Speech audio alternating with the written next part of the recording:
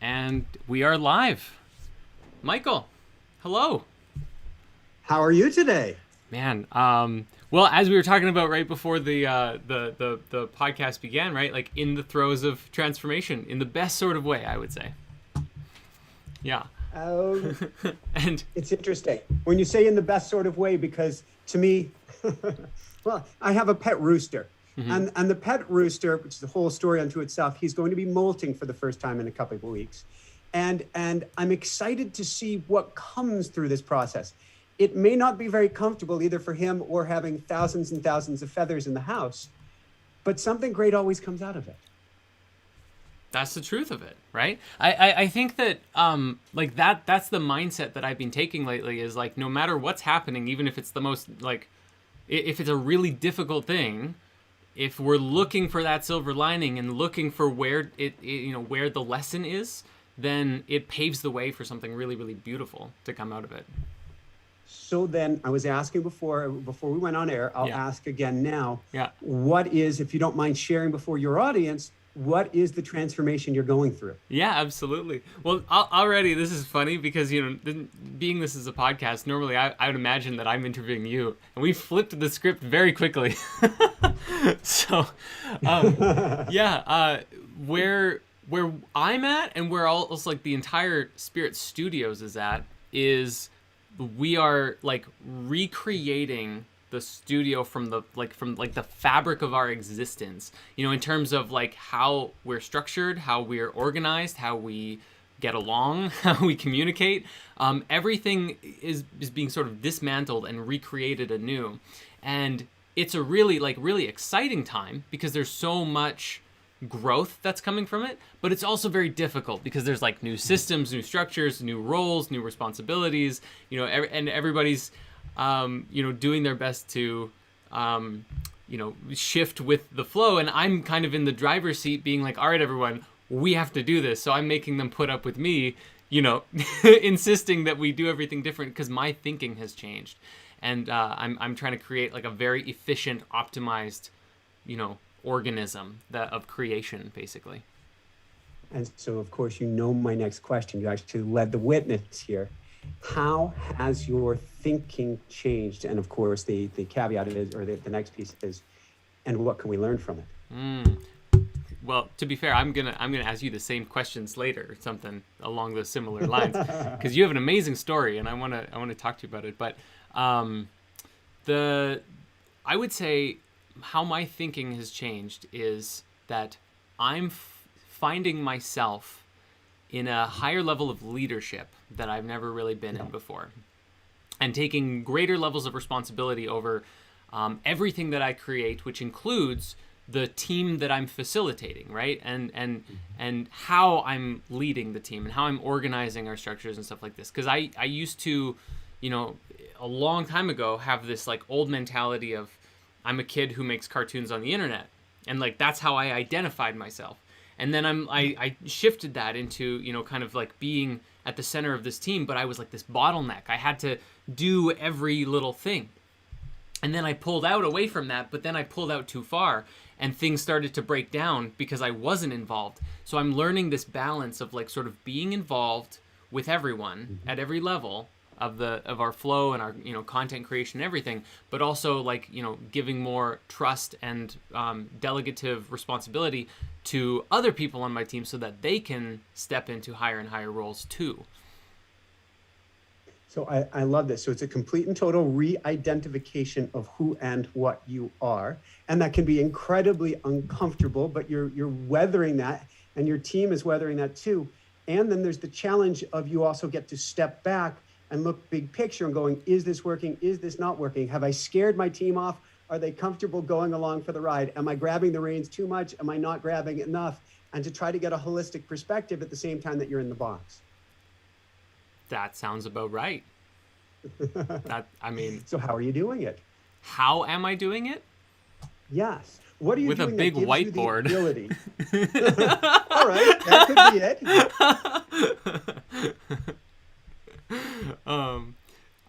it. Sorry, did that answer your question?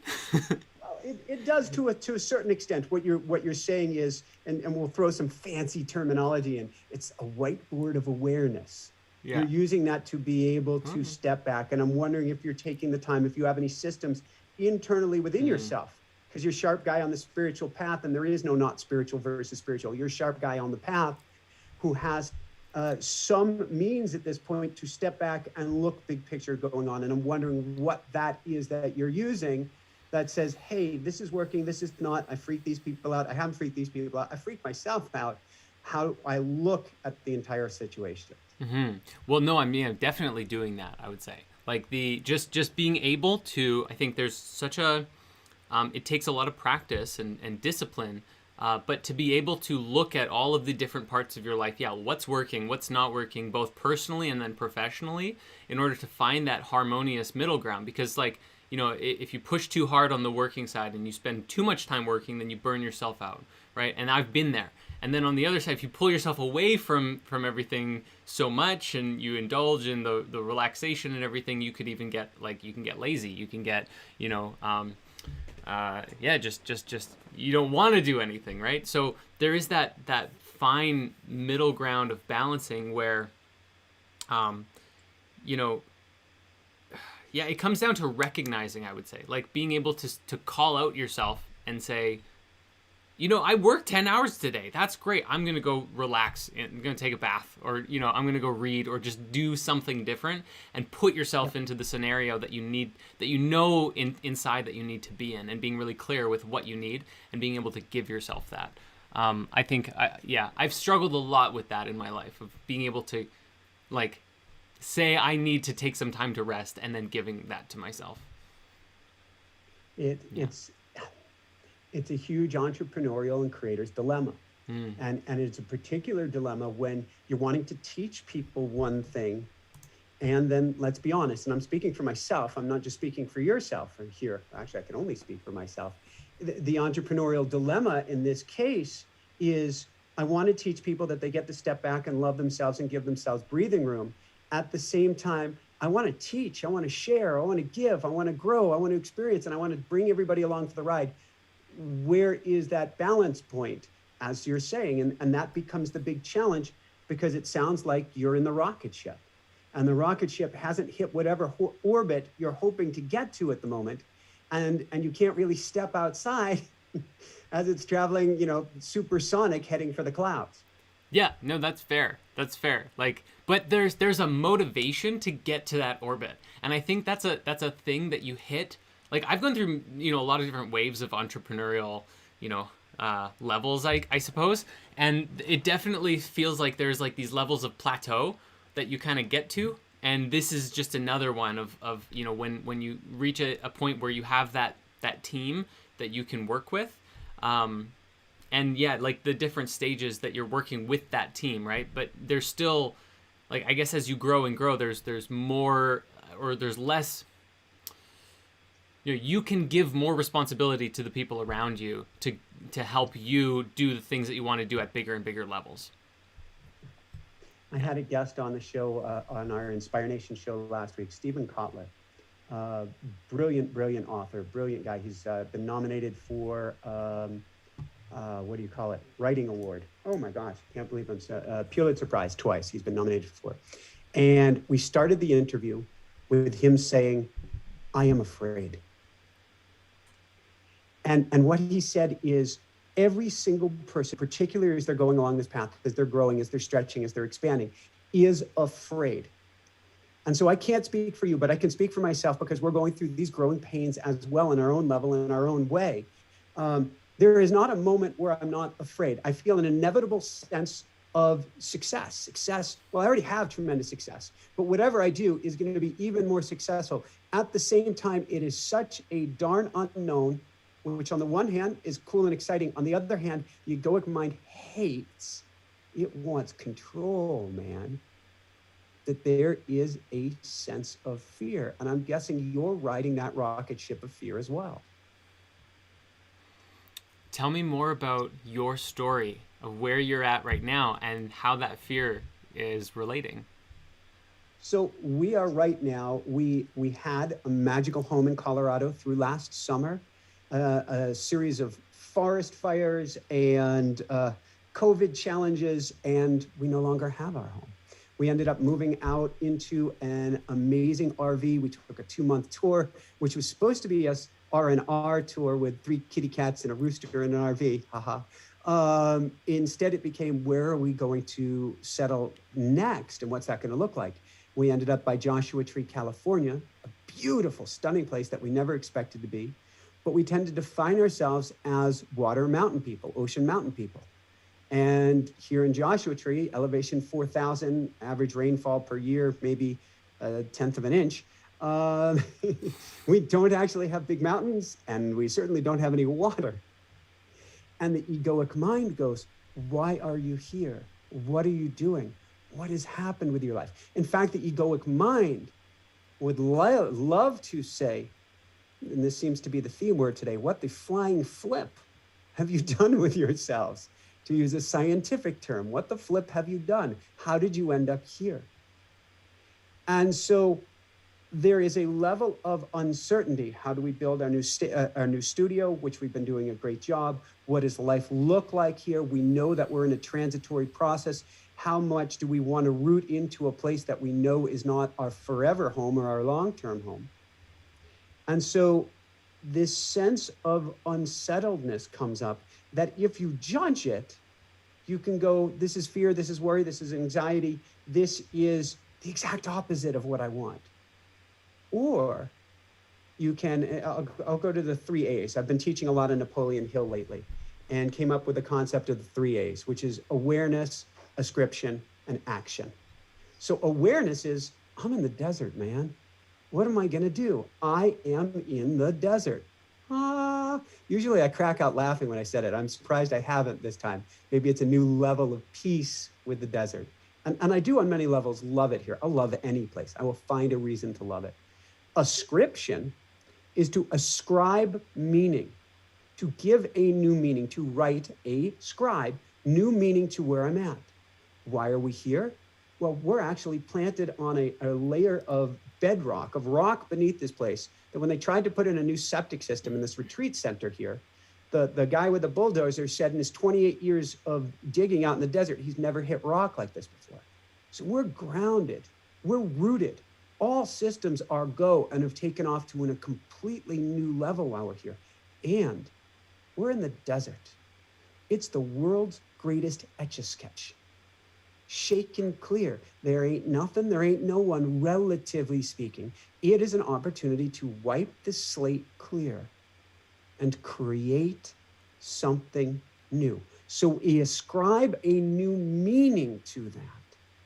And then I'm an automatic writing guy. I'm sure we're going to get there and talk about the automatic writing experience. Yeah, we are. I'm going into my channeled writing each and every morning. And that's what the book teaches, is how to get into channeled writing, to communicate with your angels and guides. So I'm getting learnings and meanings about what's going on and next steps. And that's the action step. The action right now is not the action of I need to go, I need to move, I need to whatever. Yeah. The action is, how can I dive more into the practice of both being with this experience and learning from this experience? As it is, it's almost like it's, I guess I got my Tesla outside, and you charge your battery till it gets to full in the thing. And right now I'm being charged up and charged up and charged up higher. And that is the action, diving into the process and scooping up all of the energy and means. Or you could call it like a giant slingshot getting pulled back. And then when the time is right, I'll get out of my automatic writing. It's go time. And I'm convinced, as I was talking about earlier, this sense of inevitability, that the right opportunity will present itself. It hasn't presented itself yet because it's not supposed to yet. And so I get to bask in that uncertainty. That's beautiful. It's almost like, the thing you said about your Tesla and the batteries, it's like you're increasing the capacity of how much battery you can charge yourself with. I'm so glad you said that, because that's something I was talking about. It came up in a coaching session earlier today, and I had on Ken Honda a few weeks ago on a concept called happy money. And he is one of the most writtenest, published money authors in the world, particularly in Asia. And we were talking about money buckets and how you get comfortable with one bucket. I can hold X amount of money. And then you get comfortable with another level of bucket and another level of bucket. Yeah. And so that, in a sense, is exactly what you're talking about. Yeah. And there's actually a certain amount of energy that feels uncomfortable to hold, beyond which it feels too much. And so we have to learn how to stretch and expand, grow into it, stretch and expand, and hopefully not have to do that in a linear fashion, but can kind of like an electron bounce to the next state. But it takes awareness. I'm so happy you said that, because that is exactly like, I mean, we've been, there's layers of this, I guess. I've been going through that for almost 2 years. Yeah. So I've been going through that for about 2 years of like increasing my comfortability with resources and money, and being able to have the like a larger and larger team to support all of our efforts with Spirit Science and all the content and the school that we run and everything. But then also we've been teaching that, right? Like we made a money movie, like an animated cartoon about spiritual money. And we also created a course called Spiritual Money Mastery to go along with it. And there's also a spiritual business mastery coming, because it seemed like, as I was going through this, and then my team was going through it with me, that it was just something that was like spilling over. We wanted to talk about it to help others, because it was such an impactful lesson for me of looking at money as energy and looking at the resources in that sense of it's almost like money is a play is part of your, or business is part of your playground of how you can create in life if you do it from that heart-centered space, right? Instead of playing like the greed game, you're playing like the creation game.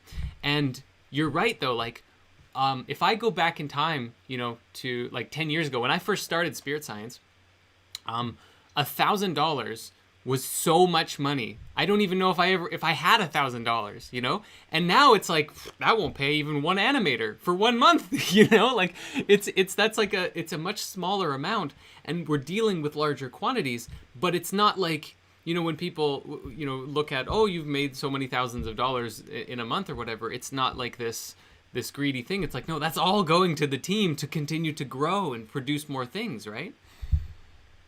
It both is, and I knew this would come up. A participant in one of our programs yesterday said this to me, and it hit me so much.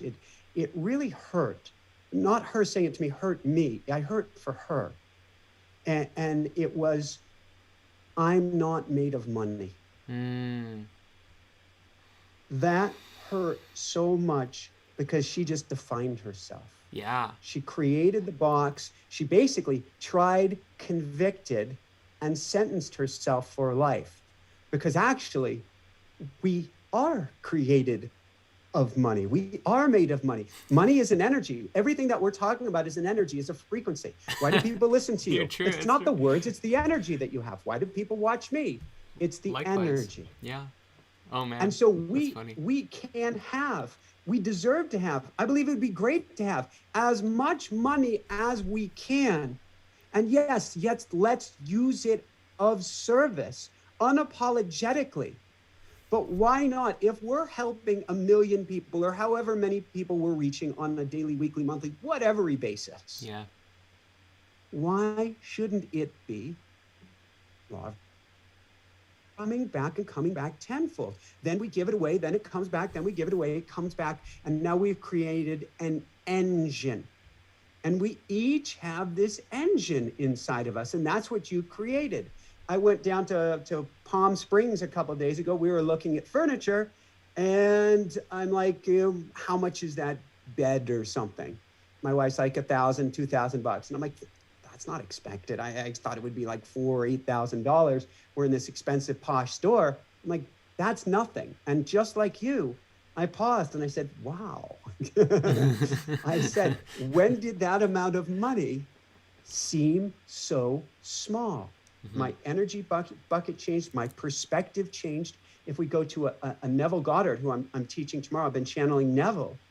He talks about the thinking mind versus the subconscious mind. The thinking mind is saying, I will believe it when I see it. Show me the evidence of. Yeah. The subconscious mind, which is universe, is I will believe it and then I will see it. As we become more comfortable with the concept of bigger money starts to show up.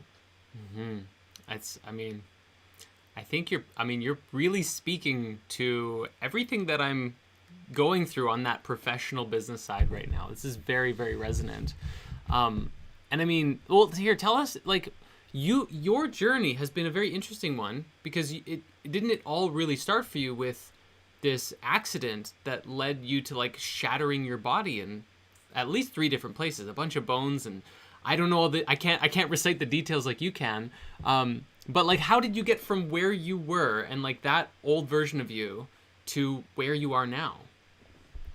Oh, and unfortunately begets the question, which accent? Oh, that's fair. Actually, I was confused too because I saw an interview where you were talking about how you almost but didn't crash into a baby, and then there was another one where you were laying in a creek bleeding out, and I don't know if those were the same ones or. So I'm gonna need you to fill in the gaps for us here. We're going to go real quickly, no worries at all, with 4 highlights. Okay. What appear to be lowlights, but are highlights. And if you take one message away from this, anybody who's listening to this, nothing is as it appears to be. Nothing is as it appears to be. And nothing is happening to you. You are not the victim in your life. You are the hero in your life because everything is not happening to you. It's happening for you. It's happening through you. First, training at the Olympic Training Center, get to race in Europe, working my way to the Tour de France, becoming a professional cyclist. When in a French town many, many years ago, going through a roundabout where the crowd's going nuts for the American, vous allez, American, American. Ooh. Safety official waved me through the turn head on into an oncoming car that had accidentally got out on the race course. And that was the end of my really high-level racing career. A decade later, I came back at the national level. I got top 10 at Masters, Nationals. I beat the Olympic team, a bunch of smaller stuff. But that was the end of the game that day. And I said, God is dead. There is no God. Why did this happen to me? 6.5, 7 years, PTSD, back injuries, all sorts of challenges before I really started embodying the spiritual path and really started to step back. A lot of what I'm talking about with you, or we're both talking about here. And then we fast forward to, I was doing great at a national level. And I had a dream. It said that I got to sell all of my racing gear and ride my bike across the country and help people with learning disabilities and attention deficit disorder. And I was a sprinter at the time. And I did the math to do a 4,000-mile ride was, I don't know how many thousands of sprints that I was going to have to do. I did the ride. I made it. It was a very spiritual journey, solo, unsupported, 5,000 miles, 40 days. 2 years later, I'm sponsored by Rollerblade. I've been a speed skater as well as a cyclist. And I'm sponsored by Rollerblade to do a world record skate. And then after sitting in a creek, this gets us to the baby one. Sitting in a creek after a skating session, my feet are a mess. They're in a lot of pain. I was struggling with plantar fasciitis. I'm in the creek. I'm praying for safety and guidance. How am I going to get through this? And just really going into a deep, heartfelt prayer about this. I get out. I lace up my skates. I round the first bend. It's a Sunday morning. People are waking up. And so I told myself, go slow, Michael. There'll be tourists out. I rounded the first bend, slight downhill, Boulder, Colorado, west side of town. And a father had parked his car just off of the bike path and stepped out onto the path teaching his baby how to walk right in front of me. And I had an incredible brake sponsor, but there was no time. And so I threw myself up and backwards. I still don't know to this day how I did it. We'll call it spirit, universe, whatever we want to call it. And as I landed, I exploded a whole bunch of bones. And I want to use the term satori, a moment of instant awakening, not enlightenment. We'll go with awakening, of which everything changed. Everything. How I speak, how I laugh, completely how I laugh. This woohoo that everybody knows elsewhere, you haven't heard here on the show yet. But that joyousness came out of that experience. I'm laying on the ground I've got an exploded hip, exploded femur. The femur's pushing into the femoral artery. I may well bleed to death. A broken arm, broken wrist. But I stopped inches before the baby and the dad. And as I kind of came to, I just had this huge, beaming, joyous, in love with the world. Everything is beyond perfect. Life is amazing. Woohoo, woohoo, woohoo. I was on fire happy. I literally had to grab the left leg and flop it over the right because there was bone sticking into the artery that would have pierced it. I didn't know it at the time, but that saved my life. Well, spirit saved my life. But it was the most monumental transformational experience. The EMTs, the fire department, everybody who came, they're all asking, because I got this huge grin, can't move, bleeding out inside. And I got this huge grin. And they're like, did you hit your head? And I'm like, no, I was in love with life. Now we fast forward from that. It took a lot to come back. They didn't know if I was going to lose my leg or lose my life. I literally had to coach the doctor in the hospital before going into surgery, how great things were going to turn out. I ended up runner, something I heard in my meditation. You've tried everything else, slip off your shoes, go barefoot in order to heal, because I had a titanium femur in my left leg, titanium hip, and an inch leg length discrepancy. Tangential turn, or maybe not, with my wife, who I then met a few years later in meditation. First heard in meditation, then literally in meditation. Wrote the bestseller, Barefoot Running, later Barefoot Walking, and was taken down that path until I'm out on book tour for Barefoot Walking.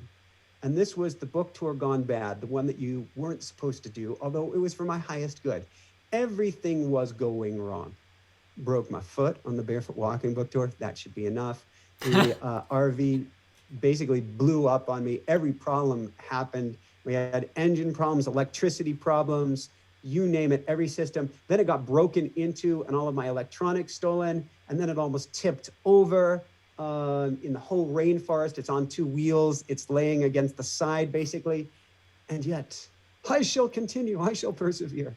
And at the end of this, as I'm finally saying, I really do surrender, and we're limping the RV. At this point, it had blown up its transmission. We had a week without it. It was mainly me, but my wife flew out to help me repatriate the RV, get it home to where we had rented it from. We went out for one last hike out by Lake Tahoe.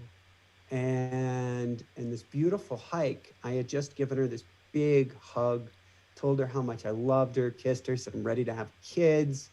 We go hike across a tiny little creek, and freak little slip and fall and flying through the air. And I land, and she's in front of me, and I yell, oh no, I did it again. And I had landed just the right way on my right leg on a small pyramid-shaped rock.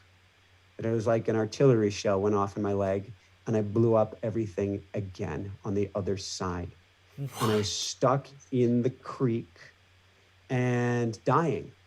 And everything went to tunnel on me. And I didn't see the light at the end of the tunnel. It just was going to tunnel on me.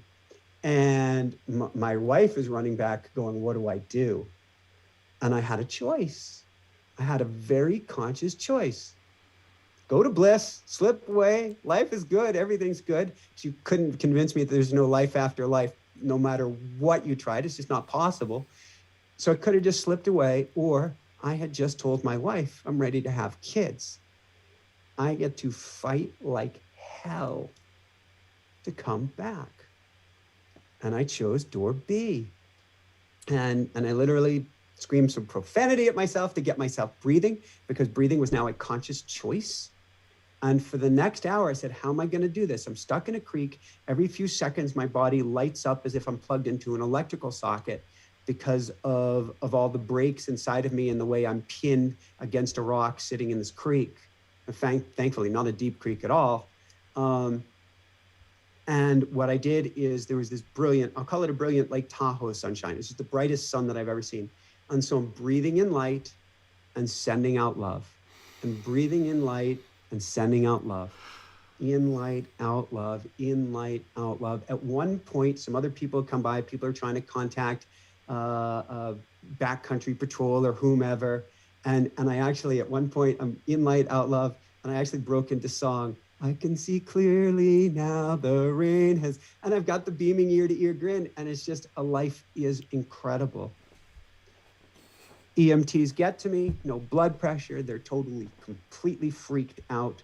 A lot of profanity being thrown around by them. I know this, although I was conscious at the time, because I later got a phone call from like a DA or something in California going, do you want to press charges for their unprofessionalism? They were freaked out because they thought I was going to die on them. I'm like, are you kidding me? They saved my life.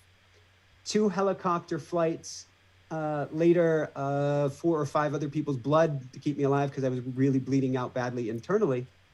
And the next day, I wake up in the hospital, and the assistant, or PA, physician's assistant, said, I don't understand it, Michael.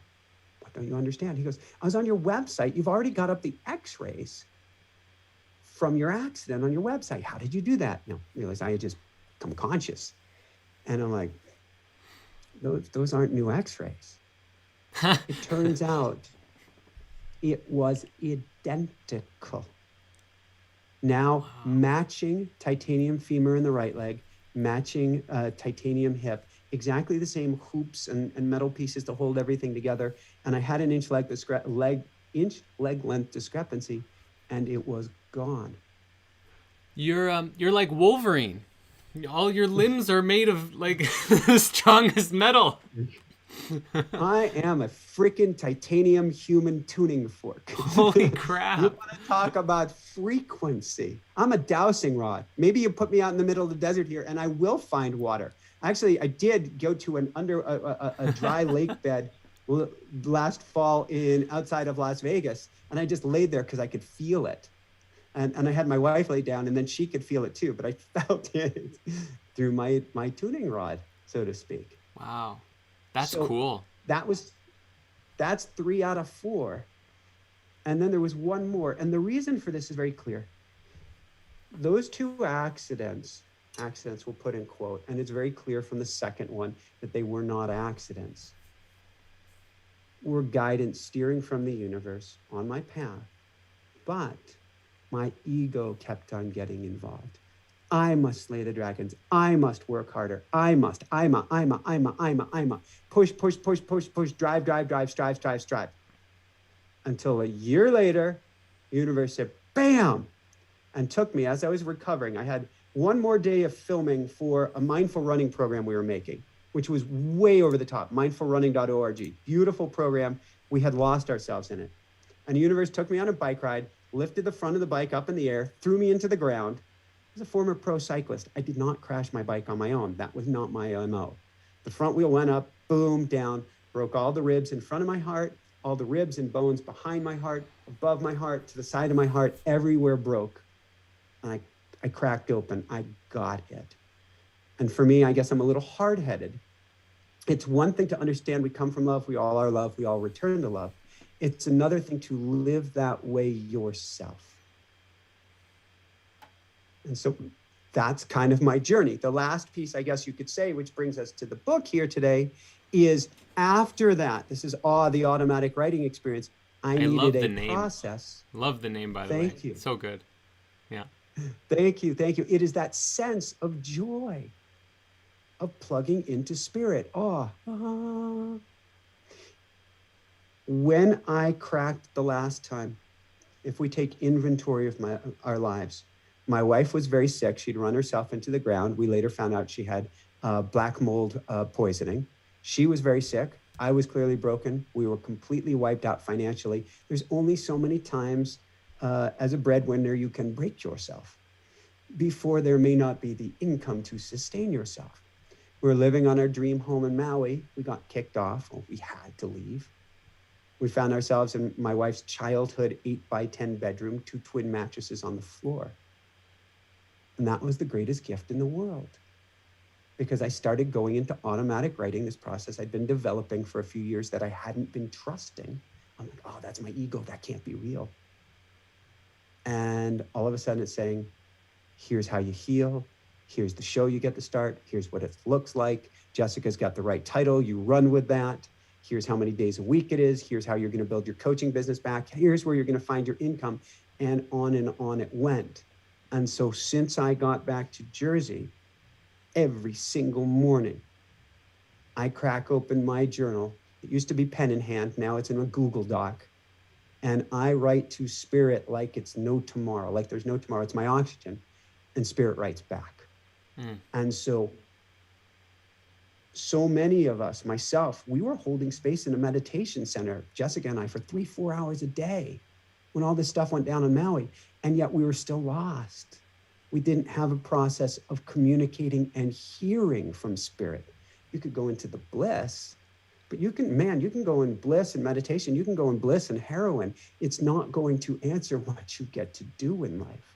Not taking away from meditation, but I believe that having that two-way street of communication with Spirit is so incredibly important. I couldn't agree more.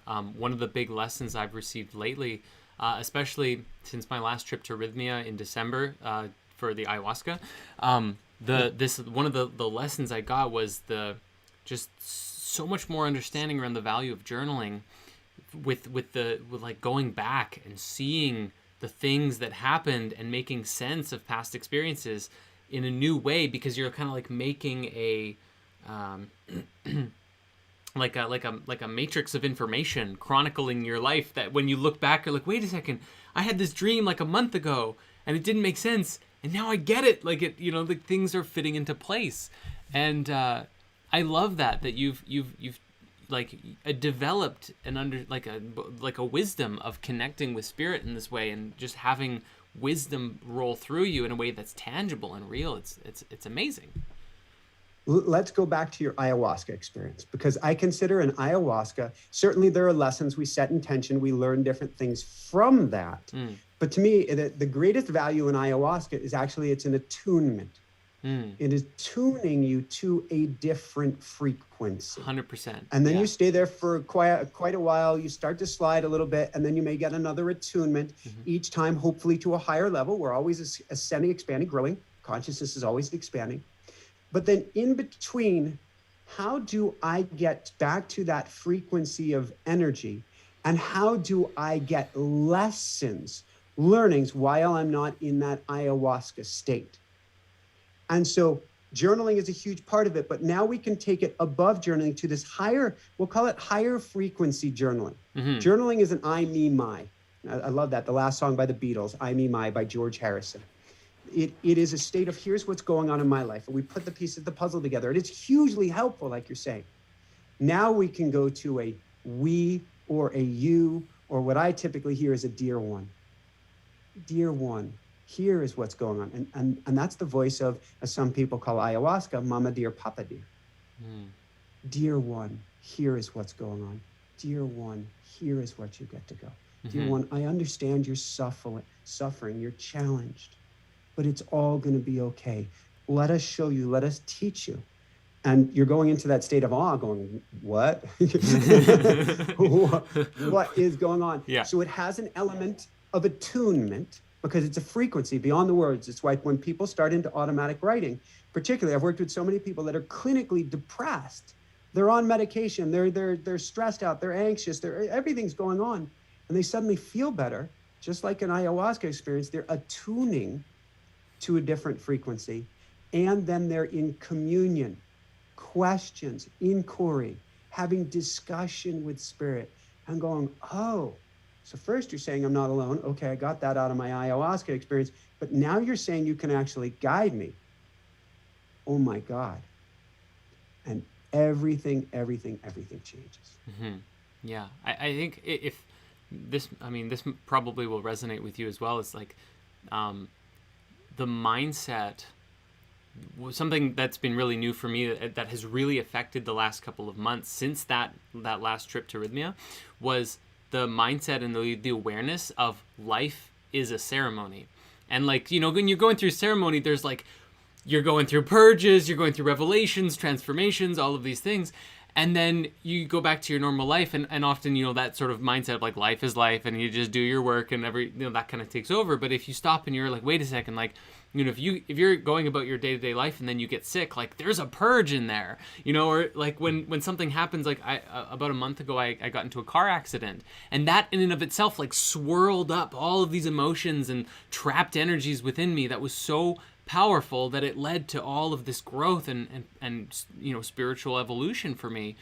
And it's like just the mindset that life is a ceremony helps you to interact with the ceremony of life more. And I think even like what you're bringing to the table, this automatic writing in this really higher frequency mindset, it's like that's one way to help facilitate and like ground in the ceremony of life on a deeper level so that it's less unconscious or more conscious. So true. Well, and I love what you're saying, and we're on the same path, which is cool because Spirit doesn't give, it's sort of like if you have the idea to do something and it's tugging at your heartstring more than anything else, you better do it now. Yeah. Why? Yeah. Because the universe gave it to another 6 people, another 500,000 people all across the planet. That's why we're let's face it, it's not so much that intelligence is a great thing, IQ is a great thing, but this is a transceiver right here.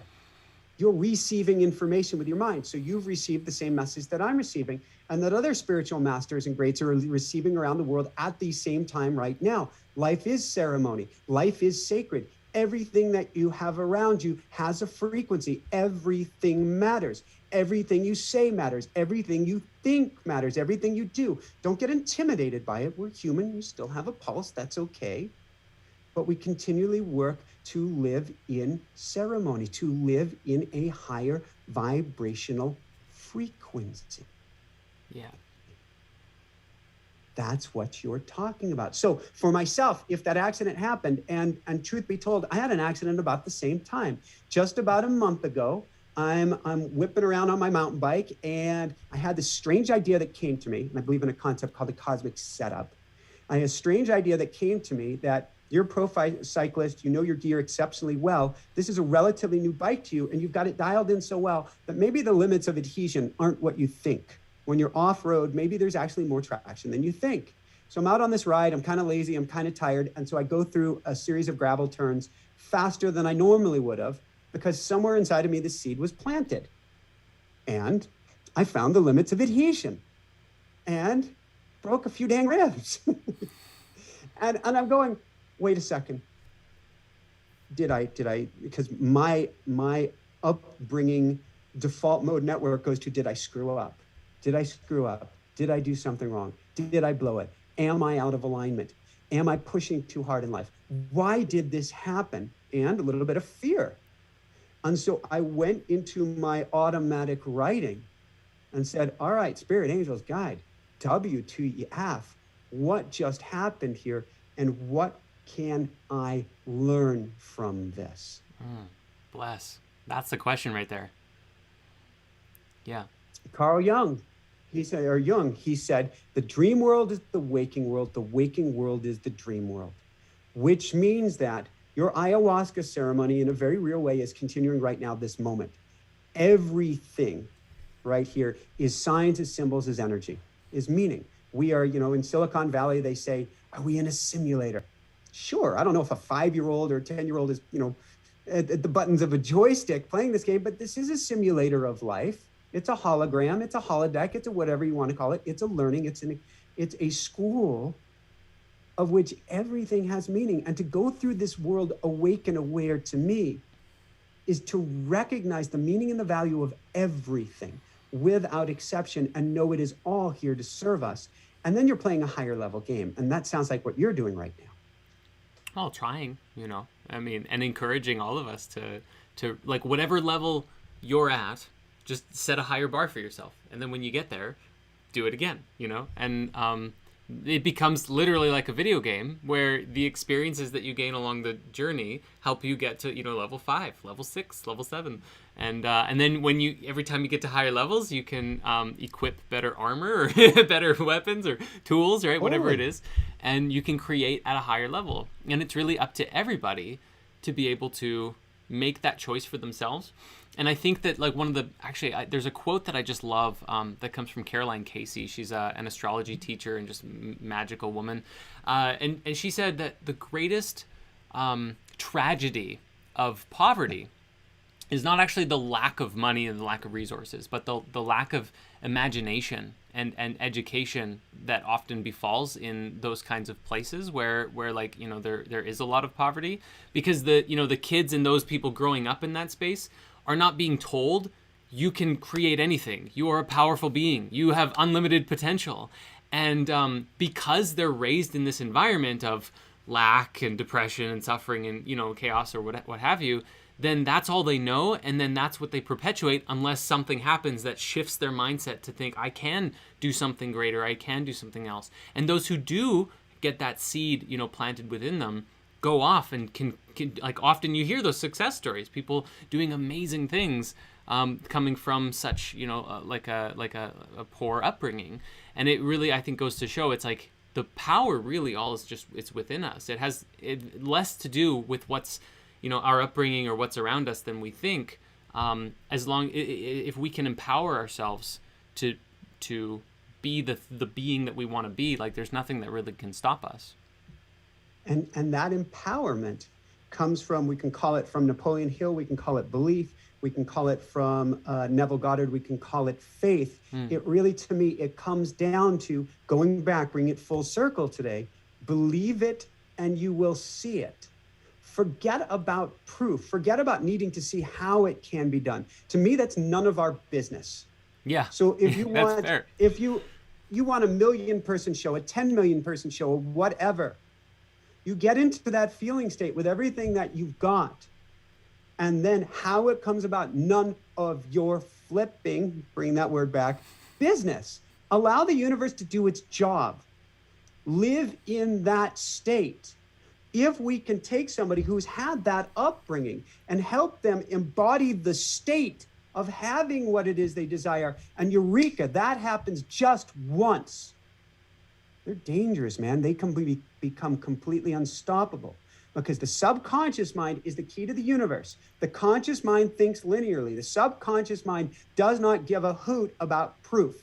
It wants the energy behind it, and the energy, the emotion, is energy in motion. You get and link to that state, and it's only a matter of time, because now you're vibrating at a certain frequency. That door to the future you want is vibrating at that frequency. You come to the same frequency, you've got a lock. It's inevitable.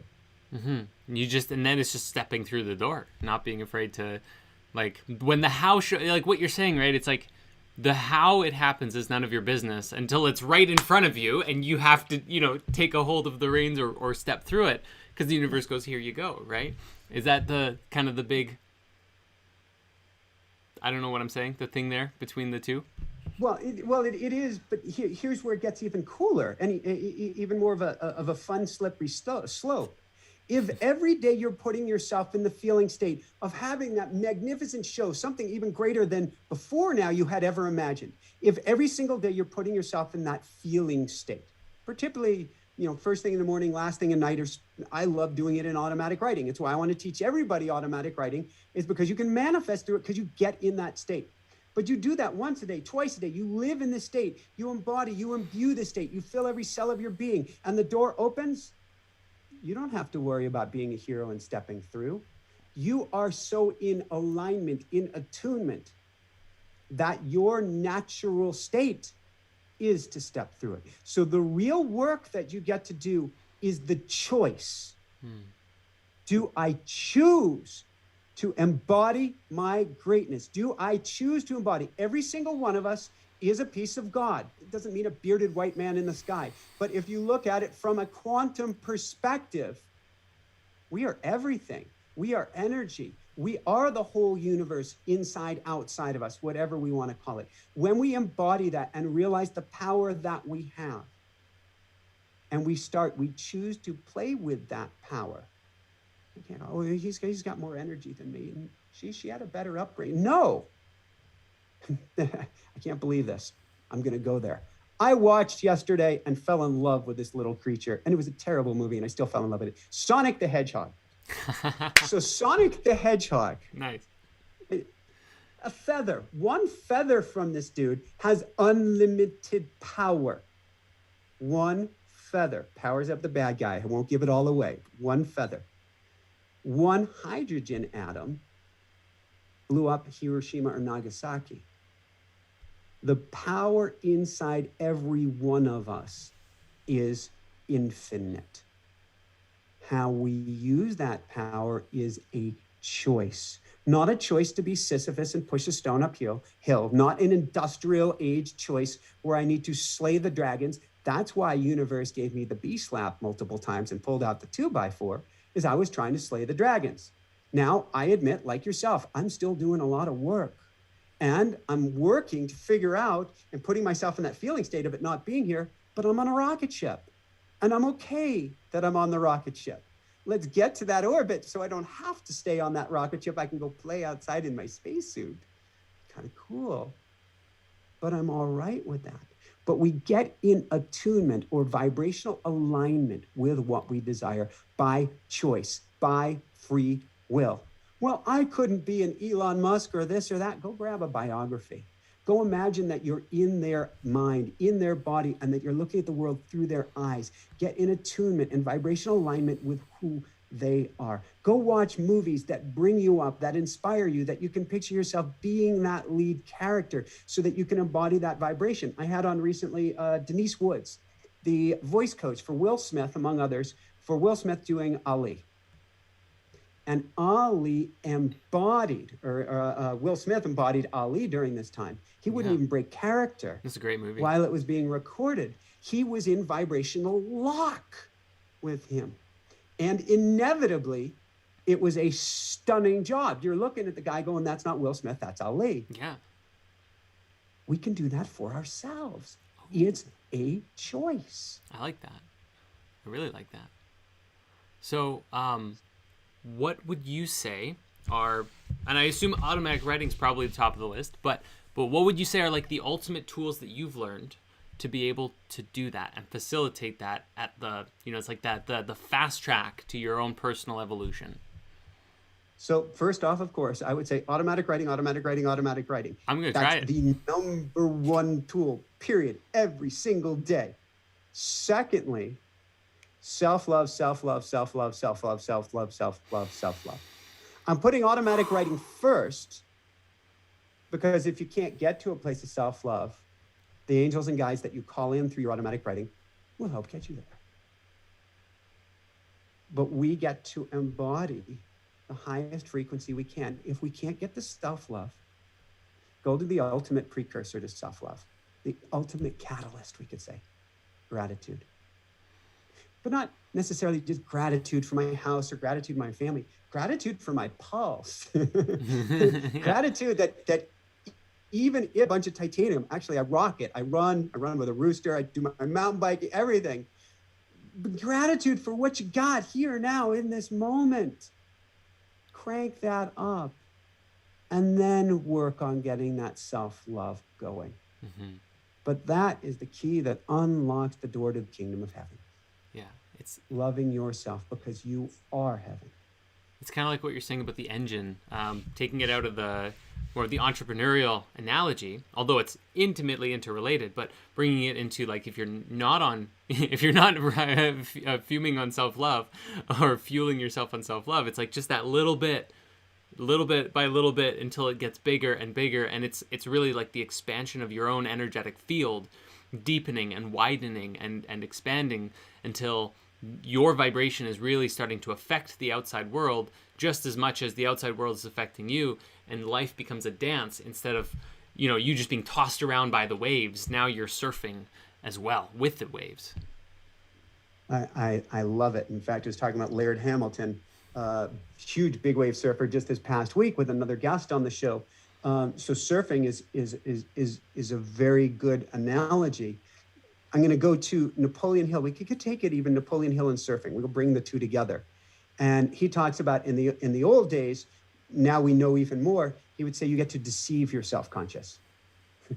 I love myself. I love myself. I don't know, but okay. I love myself. I love myself. I love myself. We'll do it a little bit more in the morning. I love myself, and a little bit in the evening. I love myself. Try to get to the feeling state. I love myself. And over time, you're opening that door. What you're really doing is you're putting yourself on a baby wave. You're okay with that. You put yourself on a little bigger wave and a little bigger wave. That's okay to sneak your way into that. Yeah.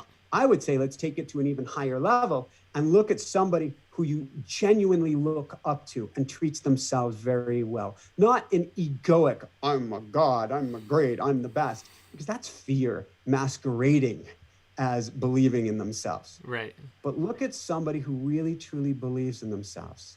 You know, a Gandhi, a Mother Teresa, whoever is your modern equivalent. Modern, I'll put in quotes, it's kind of crazy I said that.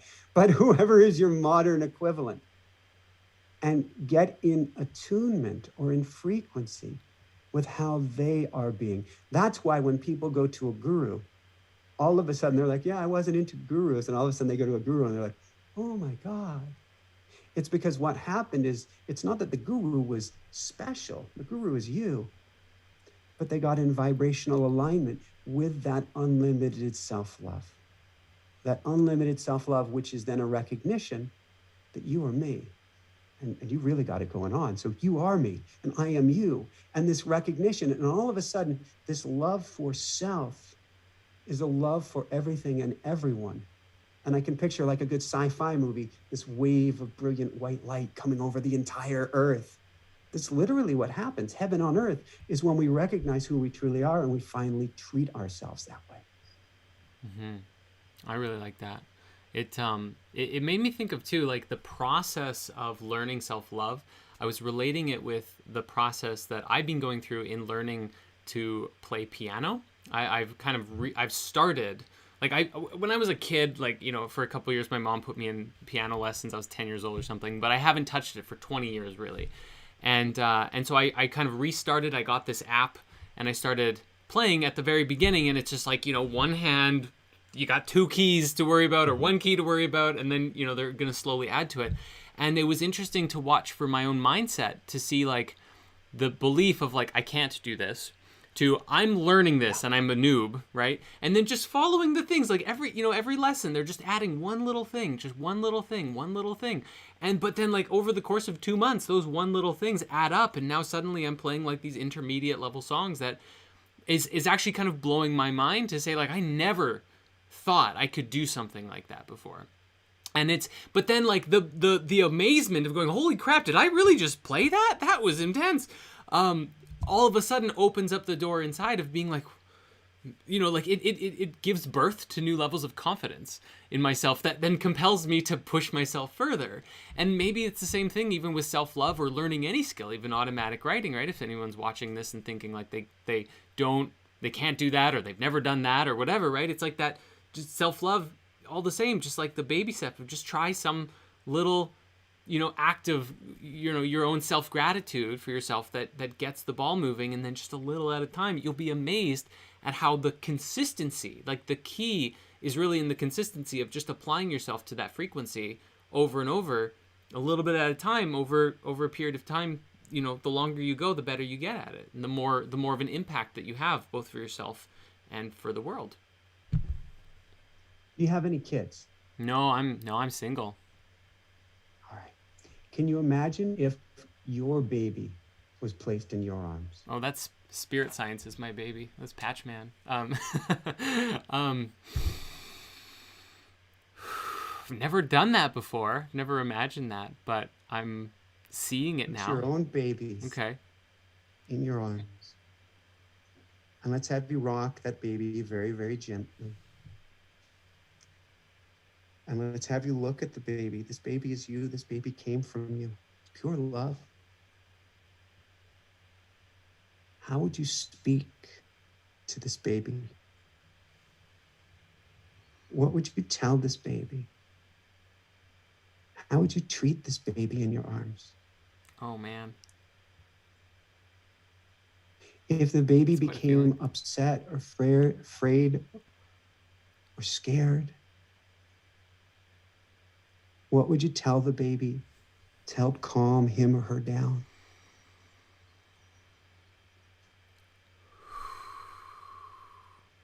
Probably be saying things like, it's okay. It's all right. You are loved. I've got you. The trick is, this baby is you. And in any moment, if we can come back to holding our baby, which is ourselves, in our arms, and tell her or him we are all right, we become unstoppable. We can take those steps forward. We have been told and taught that it's not okay to fail, that you must get it out of the gate or don't even go for it. And so we are afraid to try because nobody has taken us in their arms and said, it's okay, it's okay, it's okay. That's what we're talking about. I love that. Thank you for that experience right now. You're most welcome. Beautiful. So I know we've been going for an hour here, and I want to honor your time and thank you so much for joining and sharing everything that you have here today. In closing, I know we've put some of your links for where people can find you here in the descriptions of this live stream, but would you share maybe just like, for people who want to connect with you, where do they go? And also where do they go to get automatic writing experience? So to get the automatic writing experience, of course, you can go to Amazon. You can go to our website, automaticwriting.com, a whole bunch of bonuses, brain entrainment music, the works here, meditations, you name it, you'll get. And it is a process where you'll go quiet in the morning. You'll put pen to paper. You go into a trance-like state, super easy to get into. And you'll find your purpose, your path, your direction, and you'll also get those words. Just like I said, that came out of awe. In automatic writing, you'll learn how to hold yourself in your arms and love yourself like you've never been loved before, which gives you a superpower. Because once you're loved, to use the words of Wayne Dyer, what would you do if you knew you couldn't fail? Well, if you know you're loved and supported unconditionally by the universe, what would you do if you knew you couldn't fail? So you can get that automaticwriting.com, Amazon, local bookseller will have it as well. We also have a video-based program at automaticwriting.com. We're teaching a monthly manifestation mastery series where every Wednesday night, 4 Wednesdays a month. Last month, I channeled Napoleon Hill, literally spoke to him through automatic writing and taught an upgraded course on Think and Grow Rich. This month, it's Neville Goddard on a topic called resurrection, which is not a spiritual topic. It's a topic about rebirth in your life, how we recreate you, like you're doing right now, to a higher level. And really talking about getting in that feeling state, rewiring the subconscious, moving beyond blocks. That you can find at inspirenationuniversity.com. That's called the Manifestation Mastery Circle. And then to check out all of our shows, you can either go to inspirenationshow.com or simply go to youtube.com/Inspire Nation Show. And it's interesting. I'm learning to embody this, and your show is an example of this. Both of us are speaking both at a speaking level and at a vibrational level. And so if people haven't subscribed to your show, I want them to do it, and I want them to share it with the world, because you are speaking at a vibrational level. And whether they listen to you, whether they listen to me, I say listen to both. Listen to you first. Oh, listen to I would say go where your heart is, Yeah. It's an attunement. Yeah. That's what's most important. Don't worry if you're not doing all the work, although I would encourage you to always step forward. Don't just take this quite as chewing gum. A lot of people just listen and listen and listen, not take any action. Yeah. But if you're going to chew gum, at least chew this gum, because it's going to take you to a higher frequency and a higher frequency and a higher frequency. Then dive into a process like automatic writing. Dive into something where you will then get yourself in that creative space on the other side of your blocks and link up with the feeling state of what you truly desire. Live it. Man, live it. If not now, then when? Yeah. So well said. So well said. Woohoo! And it's because it's really like, whoever you're listening to, right? You're also going to be listening to who they're listening to, and so on and so forth, right? So if you and I and other, speakers or leaders or what have you are, actively learning from like the best of the best and the brightest, and like, ancient texts or mystic teachers or plant medicine or whatever, like that wisdom is going to be passing through us into everything that we do. And so it's like, what is the quality of the vibration you're tuning into? And I just think that was very well said. So thank you. Thank you. Yeah. Our mission is to raise people's vibration, elevate consciousness, shift humanity. What that means, and that's what you're doing as well, is be the best you can be. Not the be all that you can be army. I'm talking about shining your light bright. Shine it in the inside, shine it in the outside, dive in on the inside. Exude whatever you can plug into. And that will transform the person next to you. That's the ultimate virus. You become contagious to everyone and everything around you because you become the greatest vibrational tuning fork in the room. You become a tugboat to tow others out into deeper waters. And that, to me, we can call that the ultimate act of selflessness, or selfishness is selfless by attuning yourself and then taking others out into the water with you. Yeah, I love that. That was very, very well said. Totally. 100%. Yeah. So, Ooh. Michael, thank you so much for joining me on this podcast today. This was so much fun, and I got so much out of it. I'm definitely going to do the automatic writing later on tonight. I'm actually really looking forward to it now. Awesome. Let me know what I can do to help you. Let me know what I can do to support you. You are truly a kindred spirit, a brother on this path. It's kind of cool. I've got the yellow glasses less version of me on here, and it's so awesome to see you and to meet you, and I feel like I know you already. So anything I can ever do to help, please let me know. I appreciate that so much, and likewise, coming right back at you. So thank you once again. I say it so many times, and thank you. I'm looking at, the chat is just blowing up here with so many different messages, and so for everyone watching, just thank you so much for tuning in. It's been an amazing experience. And for everyone watching, a huge COVID-safe hug and lots of love coming your way, because you guys rock, and you guys are much more, in a sense, much more important. We're all important. You're the light workers of the world. If you're watching this, you vibrate with this. You're attracted to this. And so don't worry, it's not your job as in you have to do something, but just truly embody who you're capable of being, and you will change the world. Aho, and blessed be. All right, Michael, thank you so much. Have a beautiful day. Thank you everyone for watching. We'll see you next time. Let's see. Awesome.